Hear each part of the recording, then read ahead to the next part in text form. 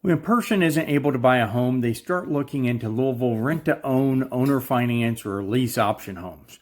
While would-be buyers often see these as the next best option, it rarely is for the buyer.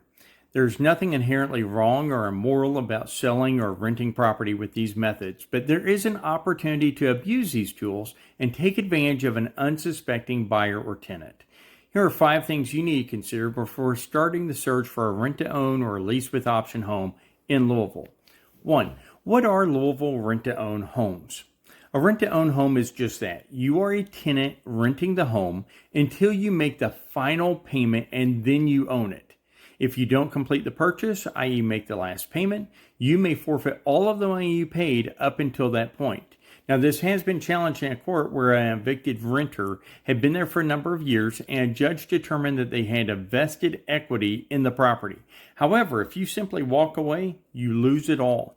You can expect to pay a much higher purchase price and no early buyouts. Paying it off early won't lower the price. 2. What is a lease option home? A lease option home, also written as a lease with option to buy, it's a little different than rent to own. Here you begin by leasing the home, buying an option to purchase it at any time for a predetermined price before your lease is up. Now typically that's 1 to 5 years. Again, you are only a tenant until you secure financing on your own and buy it outright. And then you can expect to pay a higher than market rent as well as a non-refundable option fee ranging from 1 month to as much as $10,000 or $20,000 depending on the value of the property. Now, if you are not ready to buy it by the end of the lease, sometimes they can let you buy another option by paying more upfront money. Sometimes the option fee and or a portion of the high rent is earmarked for your down payment. This is done to encourage you to complete the sale or forfeit an even higher amount of money. 3. What is owner financed home? An owner financed home is where the owner plays the bank and you sign a deed and become the owner at closing, the same as a traditional home sale. You can expect to pay a higher price for the property and or a high interest rate. Often there is a prepayment penalty. That means that you may have to pay a 3 to 5% penalty if you obtain traditional financing to lower the rate and pay it off early. Now 4, the rate of completion on all 3 of these are extremely low. When you have a client with a history of financial difficulties mixed with terms that are not favorable and no oversight, you can expect a high failure rate.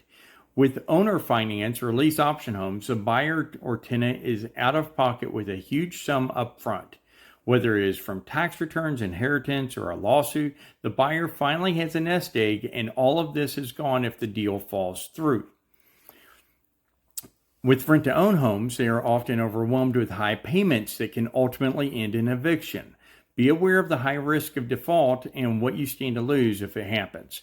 Only with owner financing would you have any clear ownership in the home that would require foreclosure as opposed to an eviction. So 5, be careful what you wish for. You may just get it. The complaint I hear the most often is that when the tenant was finally approvable, they painfully realized that they don't want the house that they are in, which, if you think about it, makes a whole lot of sense. Often what leads to someone to do a lease option, rent to own, or owner finance in order to sell is the inability to get market value and dispense of the property in the typical fashion. If the property was fairly priced and free of flaws, there would be little motivation to rent it to someone with a history of slow or late payments or bankruptcy or judgments instead of taking money and running. So the buyer or the tenant gets to stay long enough to see every flaw, the bad neighbors or the area or the layout or the small rooms, and the needed repairs. Maybe it's the electric or the plumbing, roof, the basement leaks, or structural damage. Once a would-be buyer is approved for a mortgage, all the homes in their price range are available, and suddenly the one that they're in doesn't look as appealing. And it isn't. They only took the house they're in because it was the only one that was available for them to take. So here's a bonus for you. 6, the big what if. A large number of the homes that are leased or sold this way are done so because the current owner needs cash flow.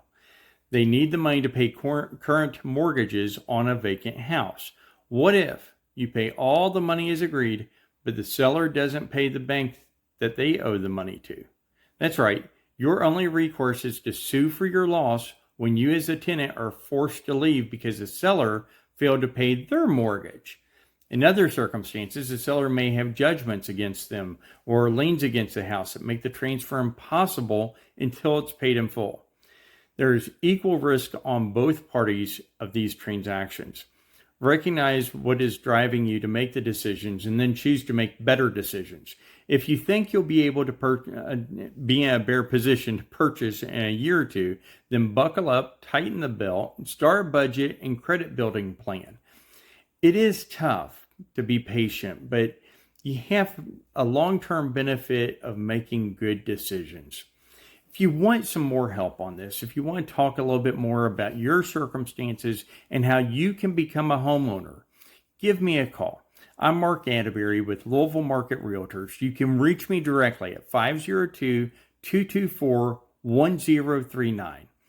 I'm never going to encourage someone to take one of these options when, if they just buckle up, I can show you the path to homeownership. We do it all the time. We've done it for hundreds of people, and you can be next. Even people that never thought that they could own a home.